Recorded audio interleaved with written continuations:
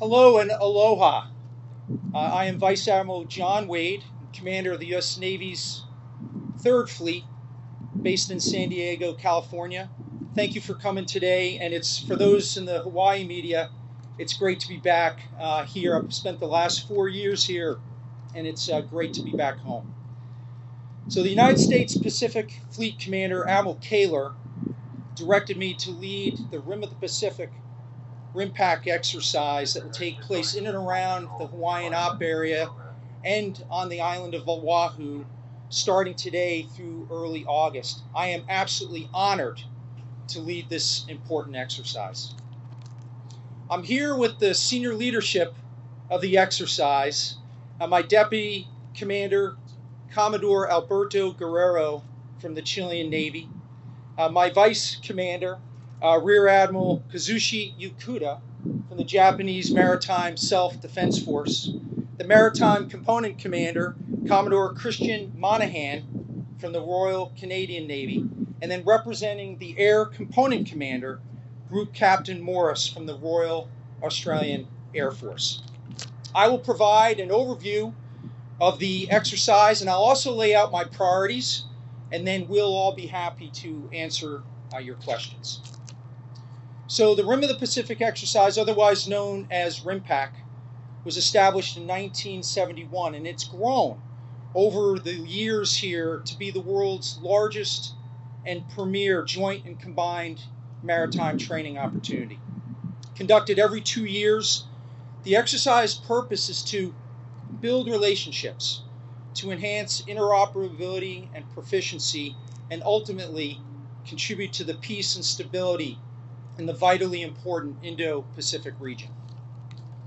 This year, 29 nations, over 150 aircraft, 40 ships, 3 submarines, 14 land forces, approximately 25,000 personnel will participate. And the theme for the exercise is Partners, Integrated, and Prepared. RIMPAC provides a tremendous opportunity from a training perspective, and the exercise is broken into 3 phases. The first phase is called the harbor phase. It's largely ashore, and its focus is primarily on relationship building, but also importantly going through all the protocols for safety and environmental stewardship, and then to review the plan and conduct training to make sure everyone from the most senior to the most junior knows what they're doing and why, so that we can be safe. We're also going to be checking our equipment, essentially making sure that we're ready to go. The second phase is called the integrated phase, and this is largely out at sea, in and around the Hawaiian Islands, specifically at the Pacific Missile Range Facility. We'll also have limited activities in the Po'okoloa Training Area, PTA, also off of K-Bay and Bellows Beach. And we'll be conducting our exercises in what we call a crawl, walk, run methodology, where we're increasing complexity each and every day in all domains, in the air, on and below the sea, and on the ground. And we're going to be conducting a range of activities from humanitarian assistance and disaster relief to amphibious rehearsals, and we will also be conducting some live fire events. And in this phase, we'll also be conducting experimentation, approximately 30 events which will test new capabilities or use existing capabilities in different ways. And then the last phase is called the tactical phase. And this is the last week of the exercise. It's much more complex, and it's advanced exercises building on what we've accomplished in the first week and a half out at sea. All right, now let me talk about my priorities, and this is very important. In fact, I just briefed all the senior leaders, and I've communicated with the entire team through a video and just a virtual meeting just a few minutes ago. And my 3 priorities are safety, environmental stewardship, and professionalism. First, safety. What we will do in the air, on the sea, below the sea, and on the ground is inherently dangerous. So we will always have a plan. We'll factor safety into everything that we do, and we will also apply effective risk management. This does not only apply to our operations. I've enforced through the senior leadership that this also applies when our team is out on liberty and conducting recreational activities. The bottom line is I just don't want anyone to get hurt, and I don't want to damage any equipment. So safety, number one priority. The second is environmental stewardship. I have lived here, as I said, almost the last 4 years. Hawaii is a beautiful place. And I have explained to everyone, from the most senior to the most junior, that there is a connection with all things here in Hawaii, with people, land, water, wildlife, flowers, and that there is a sacred responsibility to be good stewards in the environment. So we will adhere to environmental stewardship throughout the exercise, especially with handling hazardous materials and also our protective measures for marine mammals and Hawaii's natural environment. And then lastly is professionalism. Now, I committed to the team that we're going to work hard, we're going to train hard, we're going to communicate effectively, we're going to build relationships, and while we do this, we're going to uphold the highest standards and commit to excellence each and every day. And just like safety, which applies both when we're conducting operations and ashore, same with professionalism. When we're out and we're in town and having the opportunity to engage with the amazing people of Hawaii and the tourists from all around the world, so that we're doing the right things at all times. And I've reinforced that all of our participants are ambassadors for their respective nations and also for their respective commands. I've also highlighted what in Hawaii is called the aloha spirit, where you do the right thing at all times and that you treat people with dignity and respect. And I've asked every member, from the most senior to the most junior, to Google it and to understand aloha spirit and to emote good feelings to all as we conduct the exercise and we're out in town. Okay, ladies and gentlemen, I've highlighted what the exercise is, how it's organized, and then the three priorities of safety, environmental stewardship, and then professionalism. Again, I am honored to be back here in Hawaii and to lead this exercise, which is important for all of us to work together and protect our shared interests in the Indo-Pacific region. Thank you, and we all look forward to your questions. Thank you very much. Sir, we have a lot of people here, so we're going to start with questions. We're going to start from the left, and we're going to go to the right. One question, please. Okay, thanks. Sir, you can start. Question? Sir, you can start. Oh, you're all there. We're going to start from right to left. Can you hear me here? I can hear you, yes, thank you. Good morning, Commander Wade. This is Ting Ting from TVBS Taiwan. Very good question to you, because I have actually seen you led a delegation of very outstanding other officials from other countries. So wondering whether you could let them share what else their hopes for this RIMPAC. And on top of that, because I am from Taiwan, I've already asked this question, is that the NDAA has recommended that Taiwan maybe has an observer status at this year's RIMPAC. But for the past 2 years, we actually did not see a Taiwanese role in this. But just wondering whether you could share what are some considerations in the near future, and if Taiwan could be invited, be in an observer role or maybe any informal kind of delegation into this year's near future's RIMPAC. Okay, well, thank you very much for your question, and thanks for visiting here. I'm going to get to your second question first, then I'll turn it over to my deputy commander, who can talk about his views of RIMPAC from a allies and partner perspective. So, listen, the United States is committed to a one China policy, okay, and that's based on the Taiwan Relations Act and the 3 joint communiques and the 6 assurances. So China was not invited this year just because of the reluctance to adhere to international rules, norms, and standards. So that's the reason why China is not invited. So let me turn it over to Admiral Guerrero, who will talk about his views on the exercise. Thank you, sir. Thank you. Good morning to everyone. I'm Commodore Alberto Guerrero from the Chilean Navy. I'm truly honored and humbled to have been appointed as the Deputy Commander for this RIMPAC 2024. I have the luxury as well to participate in 3 times before this version, so I'm pretty aware of lovely Hawaii, lovely area, and truly honored to be here again.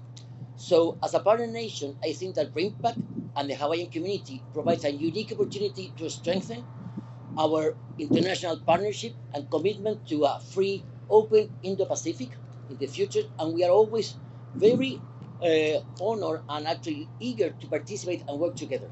I think it's a unique opportunity to see areas like HADR that will be conducted by Anna Jokota, which is very important for all the Pacific nations. We know how our region about earthquakes, tsunamis, and all of the catastrophic things that can actually affect us, so we will be ready to deal with that. And at the same time, to know each other, to be great partners, to be great friends in the future. And also, following Alden's Wade's lead, as a good guest from all the participant nations, we are fully committed to environmental protection with the Hawaiian area.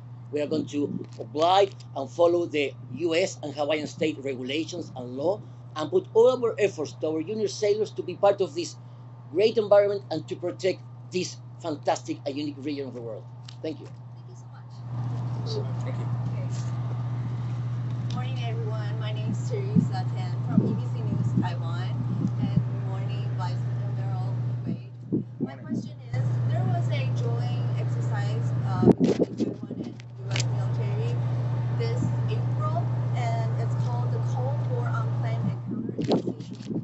And after 2 months, there was a Taiwanese vessel appear in Hawaii. So my question is, will there be more exchange or even joint military exercise between Taiwan and U.S. Navy in the future?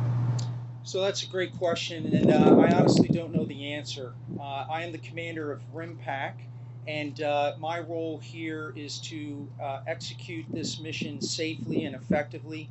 But I certainly understand your question. At the end of the press conference, my public affairs team will help you contact a U.S. Indo-Pacific Command, and I think they'll be more appropriate to answer your question. Thank you so much. Thank you. Yes, ma'am.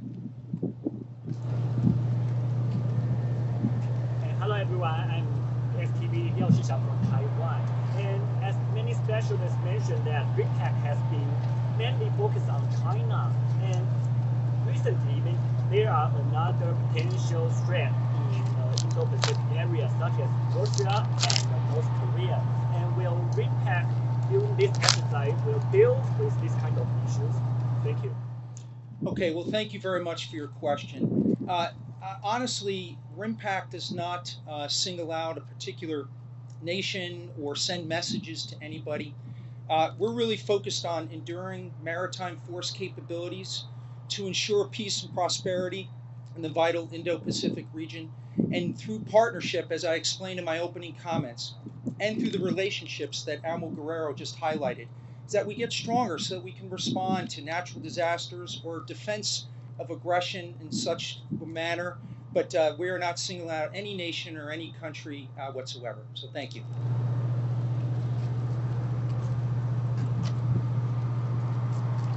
All right, good morning, Commander John Wade and all the colleagues. So thanks you for having us. I'm from SETTV Taiwan, and I'm a reporter John Wade with my colleague Xu Zhaowei. Our question is that we have learned that China has sent military aircraft too close to Taiwan, or maybe I can use that word again. So in this time of RIMPAC, how we can face that question, and is there any plan to deal with it? So you mentioned some activities in and around Taiwan. First of all, as a Third Fleet Commander, that is outside of my area of responsibility, and that specific question would be best directed for U.S. Indo-Pacific Command. But then the larger question you asked about, hey, what we will do if we're in a scenario or a training environment where you have a potential interaction with another nation, and we do train to that. And we have protocols so that we can communicate effectively, we can maneuver effectively, so that we can avoid a miscalculation, and that's critically important, especially in the vastness of the Pacific that we're all keenly aware of, at least here at the podium, with the sea and the air and the spaces that we operate in. So thank you. Thank you, sir. We have time for one more question. Go ahead, sir. Oh, there's still some other journalists here, so we'll get those questions.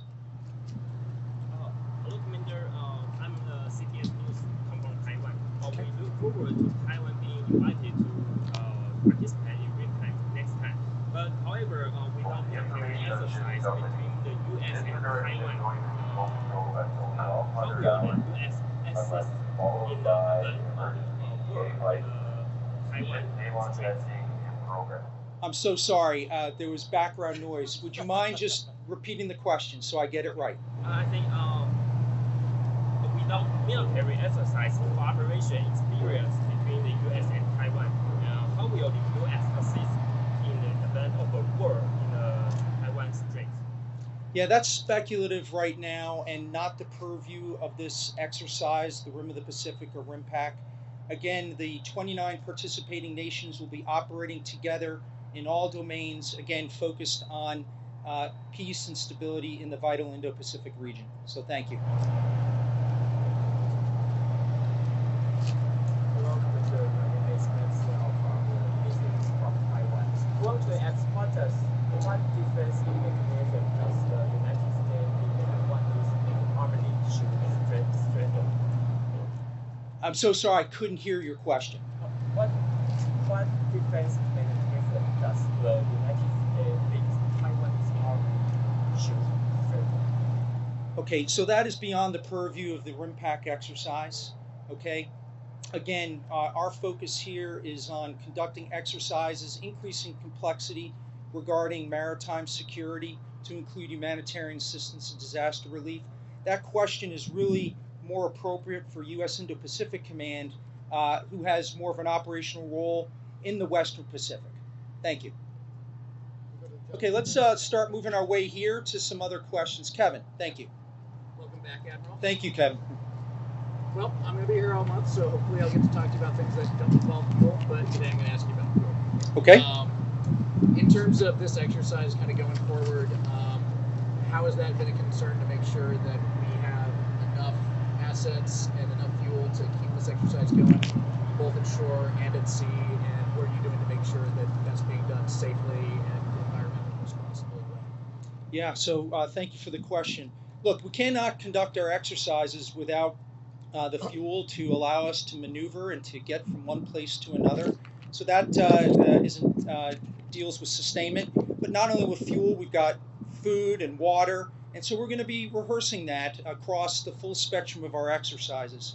But fuel is critically important, and we have both U.S. and partner nations who will be participating and providing fuel and conducting exercises and training in that respect. And in so doing, it's all part of my priorities, which is safety and environmental stewardship and professionalism, and they all apply for transferring of fuel, right? So you want to be safe, don't want anyone hurt, any damage to equipment. Clearly with hazardous materials, especially in the backdrop of Hawaii and what has happened here with the environment, we want to make sure that we do it right, we're good stewards, and we're following procedures. And then it's about professionalism, being excellent and being prepared for what we're doing. So thank you. Okay. I see you again, sir. Wyatt Olson, Yeah, Star Wyatt. District. You mentioned experimentation. Could you highlight some of those, a few of those, and particularly if they involve the international aspect to them? Yeah, so thank you for the question. There's going to be a number of experiments, U.S., but also with our allies and partners. I'm not going to go into specifics, but if I were to broadly cover how they will be organized, how we sense the environment, how we can conduct fires, how we move, how we sustain, and I would also highlight manned, unmanned integration. I think those are really important areas, and that's just not only in the air, but in the sea as well. Yes, ma'am. I see you again. Hi, Jennifer Ladd from Defense One. I was just wondering if you could talk about, I know there's a lot of countries here, and some of them are countries that are Pacific countries, but some are, European countries and other countries that don't have an obvious Pacific tie. Could you just talk about the importance of some of the other countries as well, and like why they would be interested in participating? Sure. Let me answer it first from a U.S. perspective, and then maybe I turn over to the deputy commander and vice commander to give a broader perspective. But look, we live in a interconnected world, and what is happening in one area of the world also impacts another. And it's clear, at least to me and my senior leadership, is that global security and our future prosperity is absolutely linked to the Indo-Pacific region. 50% of the world's population, 50% of the world's natural resources, 80% of world's trade by volume, approximately 70% trade in terms of global gross domestic product flows through the Indo-Pacific. So peace and stability in the Indo-Pacific is so vitally important. So even though there are nations that are not in the Pacific per se, their interests do apply to the Pacific, and I would highlight that is why they are participating. So let me turn it over to Admiral Yakuta first, and then Admiral Guerrero, who can give an allies perspective for that. Admiral, thank you so much. So first of all, I want to say thank you to the United States Navy and also the Hawaii States for accepting us to conduct the RIMPAC. So as for your question, the free and open ocean is critically important to the world, every country in the world. So through the RIMPAC, we can be more capable by knowing each other, learning each other, and do training each other for ensuring free and open ocean based on the international law. From on that perspective, I think there are a lot of the country participation of a lot of the country is critically important for us. Yeah, that's all. Oh, thank you for the question. I come for South America, so we're kind of the protectors of one of the southern doors of the Pacific. But this year we have European countries, and also we have Brazil from South Africa, from South America. So RIMPAC itself has only been growing and growing, inviting more partners because there are countries that adhere to the values of RIMPAC. We protect the open ocean, we like science, protect the environment. So every nation in the world actually has interest in the Pacific, and we adhere to the same value. It's more than welcome to participate. They will have an add value. They will make us better in what we do, to have more friendship, and actually I think everyone will benefit to incorporating more countries in this area. And Commodore, how about All right, thank you, Admiral, and as well, just on behalf of the Royal Canadian Navy, I just want to say thank you for hosting the Royal Canadian Navy to exercise RIMPAC 2024, and as well to the host state, Hawaii. We certainly feel the whole aloha spirit coming here with the 655 aviators and sailors from Canada here. With regards to the interoperability and other nations, well, Canada is a three coastline. We have the Atlantic, we have the Arctic, and we have the Pacific. We're a Pacific nation. Most of my operational experience has been operating on the East Coast, the Atlantic. This is my first RIMPAC, and I can tell you from my experience of the numerous exercises I've done from the Atlantic, working with NATO partners, working in the Arctic with their Arctic partners, and working on the Pacific with regards to exercise RIMPAC and the number of nations that are going to be participating. I can tell you it's all about interoperability, it's all about relationships, and it's all about proficiency and understanding how we work and can evolve together, right, with a simple goal in mind, and it's exactly what the Admiral said. It's all about peace, it's all about security and stability in this Indo-Pacific region, because this Pacific waters are interconnected with all the oceans around the world. So we have 40 ships participating in RIMPAC, and like you tell many people, many sailors, and my international partners, there's commercial ships, there's cargo ships, there's sailing ships, and there's 40 RIMPAC ships participating in RIMPAC. But the best ships are friendships that lead to partnerships, and may they ever be. Thank you. All right, Captain, how about you? Good morning, everyone. As everyone has said before me, thank you very much for inviting Australia to RIMPAC this year, sir.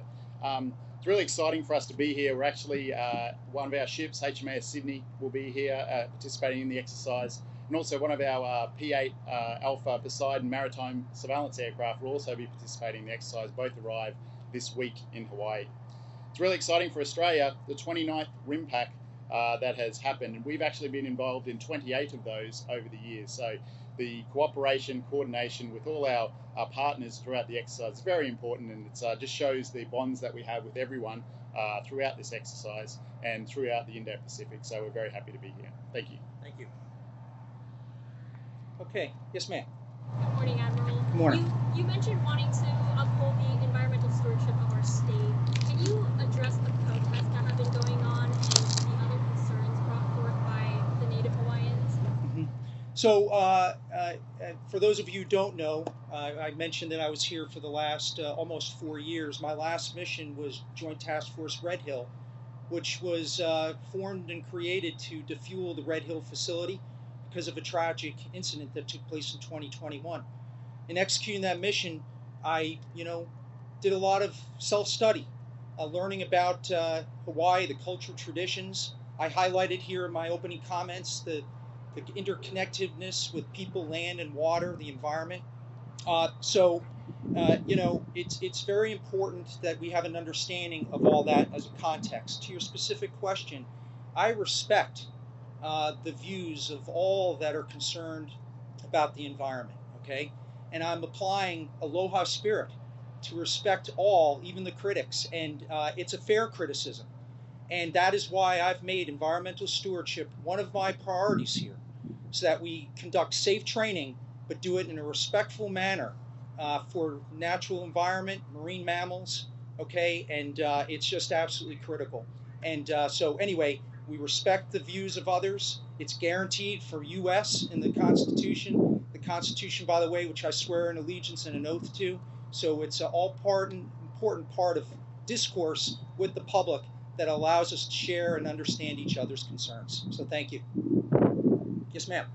Ashley Mizuo, Hawaii Public Radio. Yes. I wanted to ask about, you mentioned disaster preparedness. Yes. As climate events have been impacting the Pacific Islands, can you kind of talk about maybe some of the ways that climate events are impacting, types of exercises we're going to see here and how you guys are preparing?